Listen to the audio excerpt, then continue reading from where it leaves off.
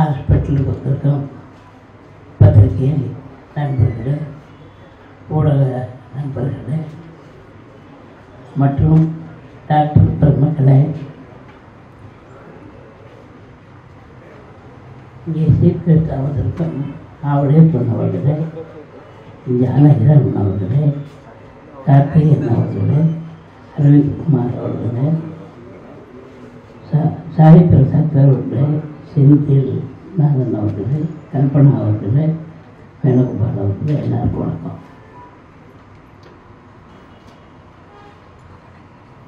ஹாஸ்பிட்டலுக்கு வந்து பேசுகிறது இதுதான் ஃபஸ்ட் டைம்.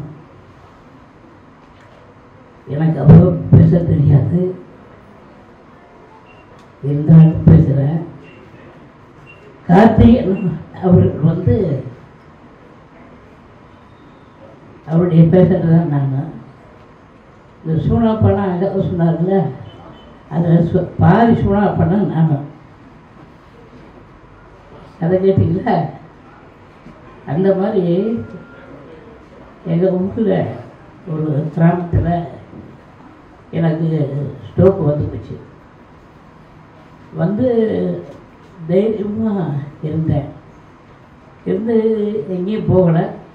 மறுநாள் ஒரு சொன்ன மாதிரி பேச்சு இதெல்லாம் ஒரு மாதிரியாக இருந்தது.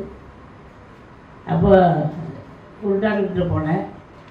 அவர் வந்து எல்லாம் டெஸ்ட் பண்ணார், மாத்திரை கொடுத்தாரு. ஒரு ஒரு பக்கமாக போகிறேன், நான் லெஃப்டில் போனால் ரைட்லேயே போய்கிட்டுருக்கேன்.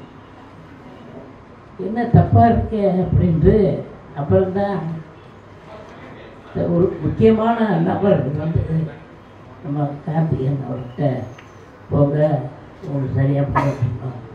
அப்போ வந்தேன். வந்து இன்ன வரைக்கும் அவர் மாத்திரை தான் சாப்பிட்றேன். அருமையான டாக்டரு. சொல்லப்போனால் இந்த இப்போ பேசுறது, இப்போ ஒரு சினிமா படங்கள் நடிக்கிறேன். ஒரு 10 படம் கட்டாயிடுச்சு. இப்போ பயந்துக்கிட்டு போகலை. இப்போ தான் 2-3 படத்தை நடிக்கிறேன். இப்போ கொடுத்த மாத்திரையில் ஒரு 2 மாத்திரையை அப்படியே விட்டுட்டேன், வேணாம்னு. அது மறுபடியும் மக்கள் பண்ணுது. இப்போ தரவிட்டுருக்காரு. அதனால் மூளைக்கு ஸ்பெஷலிஸ்ட் வந்து எல்லா டாக்டரும் தான். கார்த்திகேயன் வந்து நான் என்னை பொறுத்தவரை அவர் ஸ்பெஷலிஸ்ட். நீங்கள் இந்த மூளை ஆண்டி போட்டதில் நம்பர் 1 கார்த்திகேயன் தான் என்னை பொறுத்தவரை. அதனால் இங்கே வந்திருக்கும் அனைவருக்கும் இந்த சமயத்தில் எனக்கு பேச கொடுத்த வாய்ப்பளித்த எம்ஜிஎம் ஓனருக்கு, அவருடைய தம்பி அவர்களுக்கும் மற்றும் அவர்களுக்கும் நன்றி தெரிவித்துக் கொள்கிறேன். வணக்கம்.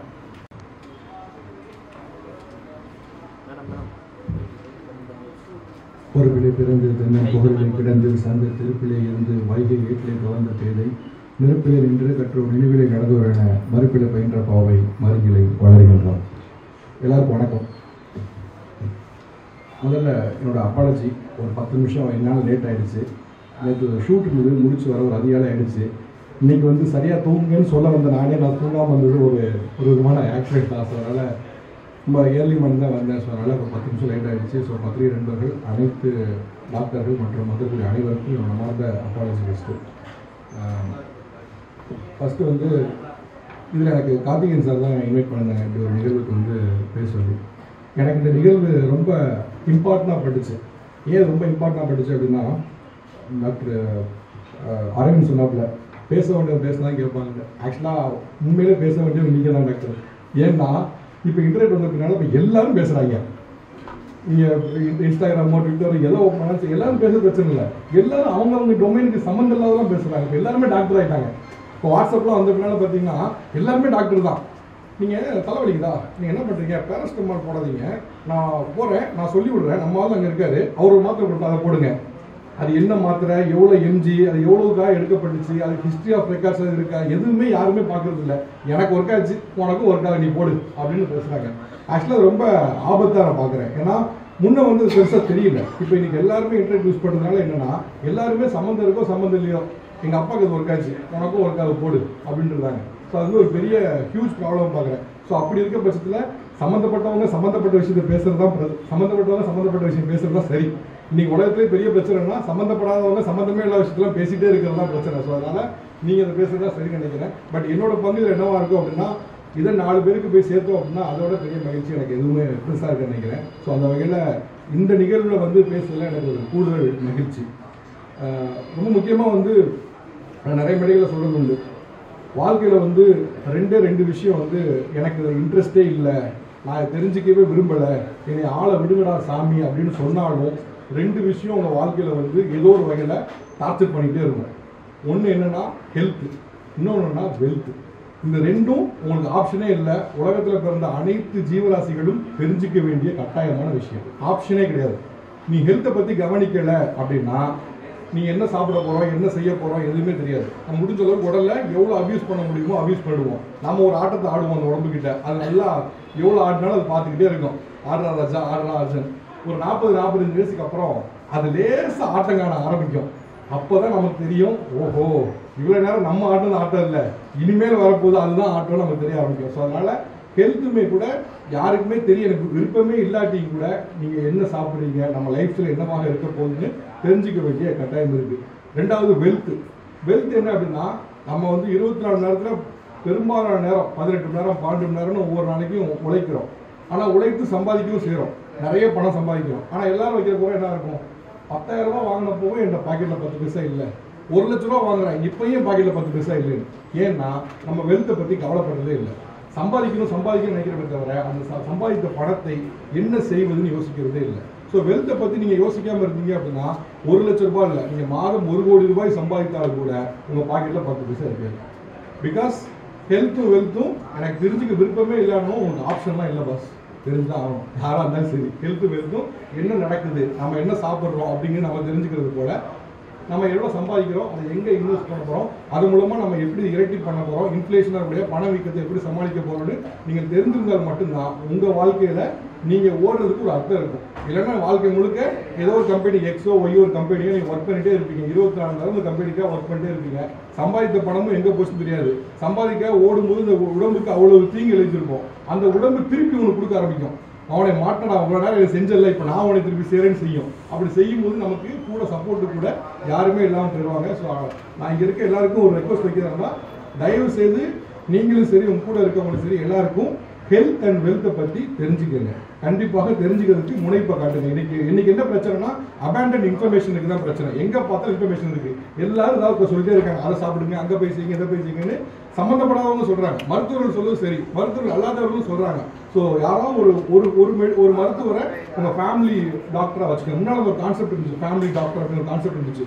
இப்போ பெருசாக அது இருக்க மாதிரி தெரியல. எல்லாரும் பக்கத்தில் இருக்கவங்களை கேட்கறது, ஆன்லைனில் சொல்றது கேட்குறது, ChatGPT சொல்றது கேட்குது அப்படின்னு சொல்லி அவங்க கேட்க ஆரம்பிச்சிட்டாங்க. ஸோ ஃபேமிலி டாக்டரா ஒரு டாக்டரை வச்சுக்கோங்க, அவங்கள்ட்ட நீங்கள் கன்சல்ட் பண்ணுங்க. ஸோ அவங்களுக்கு அவங்க ஃபேமிலி ஹிஸ்ட்ரி தெரியும், நீங்கள் யார் என்ன விஷயம் தெரியும். ஸோ அதனால் ஒரு ஃபேமிலி டாக்டரை வச்சு அவங்க மூலமாக உங்கள் ஹெல்த்தை மானிட்டர் பண்ணுங்க.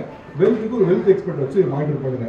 இது நான் முக்கியமாக சொல்ல நினச்சேன். ஸோ முடிக்கிறதுக்கு அந்த நபர் வந்து போயிட்டுருக்காரு, பயங்கர டென்ஷனு, போகிற இடத்துல ரொம்ப டென்ஷனாக இருக்குது, என்ன பண்ணலாம் அப்படின்னு சொல்லிட்டு ஒரு ஸ்மோக் பண்ணிட்டு ஒரு ஃப்ரெண்ட்ஸோடு சேர்ந்து ரொம்ப டென்ஷனாக இருக்குடா என்ன பண்ணலாம், ஒரு தம்மை போட்டு போகலாம் அப்படின்னு சொல்லிட்டு ஒரு ஸ்மோக் பண்ணிட்டு போகிறாரு.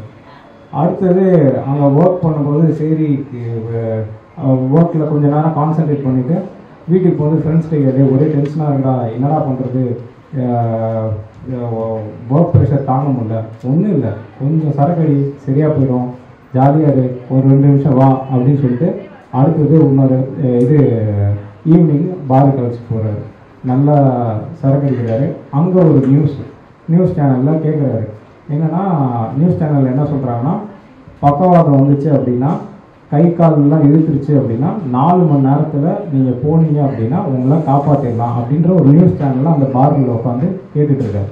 சரி இதை கேட்டாச்சு, இதெல்லாம் நமக்கு வருமா, சொன்னால் போனால் நமக்குலாம் இந்த விஷயம்லாம் வராது, இதெல்லாம் எவ்வளோ வேணாலும் நம்ம ஜாலியாக சரக்கு அடிச்சிக்கலாம், இது ஸ்மோக் பண்ணிக்கலாம், எந்த பிரச்சனையும் நமக்கு வராது, நம்மளாம் கவலையே பட தேவையில்லை அப்படின்னு சொல்லிட்டு வீட்டுக்கு போகிறாரு. வீட்டுக்கு போயிட்டு என்ன தொண்டையெல்லாம் கவுது, ஒய்ஃப் என்னங்க ரொம்ப தள்ளாடி வரீங்க, அதெல்லாம் அப்படி தான் இருக்கும், இதெல்லாம் கேட்கக்கூடாது. வீரன்னா 4 இடத்துக்கு போயிட்டு வருவோம், சரக்கு அடிப்போம், அதெல்லாம் கேட்கவே கூடாது, என்ன வேணாலும் பண்ணுவோம், எப்பயுமே இதே மாதிரி இருக்காதீங்க, என்னைக்காவது ஒரு சின்ன பிரச்சனை ஆகிடும் அப்படின்னு சொன்னாங்க.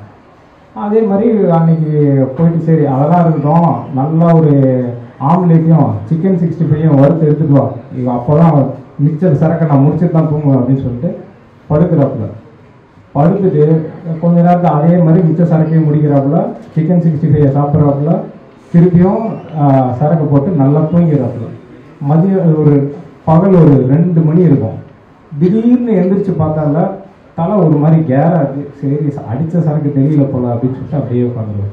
இன்னும் கொஞ்ச நேரம் கழிச்சு பேச்சு வரமாட்டேங்குது. என்னடா சொன்னாப்பானா சுத்தமாக தொண்டை கவுது, வார்த்தை வரமாட்டேங்குது, ஏதோ அவன் டிவியில் சொன்ன மாதிரி நடந்துருச்சோ.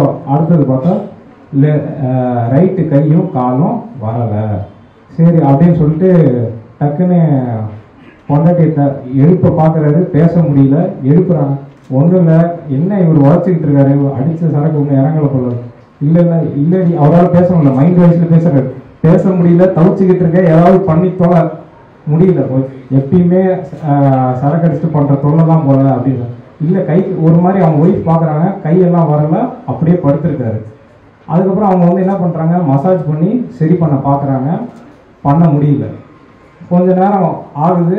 அப்புறம் காலையில் எழுந்திரிச்சாலும் வாய் குளறல் அப்படியே இருக்குது, பேச மாட்டுறது. என்ன பேச மாட்டீங்க, கை வர மாட்டேங்குது, எப்பயுமே காலையில் எழுந்திரிச்சு ஒரு 4 வார்த்தையில் திட்டுவீங்க, இப்போ எதுவுமே பண்ணுறதில்ல அப்படின்னு பார்த்தா முடியல. உடனே அவங்க வந்து சரி ஏதோ பிரச்சனை இருக்கு போல அப்படின்னு கேட்குறாங்க. உடனே பக்கத்தில் இருக்க ரிலேட்டிவ் என்ன பண்ணுறாங்க, இது வந்து இங்கே போயிட்டு கேரளாலேயோ இல்லை ஆந்திராலேயோ போயிட்டு கொஞ்சம் மசாஜ் பண்ணி ஆயில் தரமா சரியாயிடும் அப்படின்னு சொல்கிறாங்க. அந்த சூனாப்பா நேற்று தாண்டா டிவியில் பார்த்தேன், 4 மணி நேரத்தில் போனால் மருந்து கொடுப்பாங்க, இவனுங்க என்னடா என்ன கண்டிப்பாக ஏதோ பண்ணிடுவாங்க போலன்னா. அதே மாதிரி கேரளாவுக்கு போனாங்க, வந்தாங்க, 4 நாள் சுற்றிட்டு சரியாகலன்னு சொல்லி வராங்க. வந்த பிறகு இது டாக்டரை பார்க்குறாங்க. பார்த்துட்டு இதுக்கப்புறமா ரீஹாபிலிட்டேஷன் தான், இந்த கை காலில் இனிமேட்டு பெருசாக சரி பண்ண முடியாது அப்படின்னு டாக்டர் சொல்கிறாங்க. ஸோ இந்த சூனாப்பான ஸ்டோரியிலேருந்து யார் என்னென்ன விஷயம் கற்றுக்கிட்டீங்க? யார் வேணாலும் சொல்லலாம். இதெல்லாம் வந்து